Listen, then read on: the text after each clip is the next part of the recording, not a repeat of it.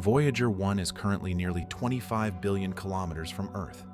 In 2012, it crossed the heliopause, the invisible frontier where the sun's breath fails and the cold, dense plasma of the galaxy takes hold. Its instruments recorded a sharp 40-fold increase in electron density as it left the solar bubble.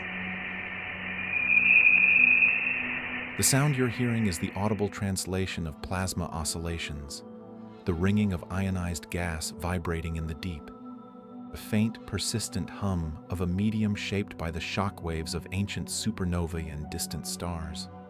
Voyager is now a silent messenger in the deep void, its radio whispers taking nearly 24 hours to reach a world it can no longer see.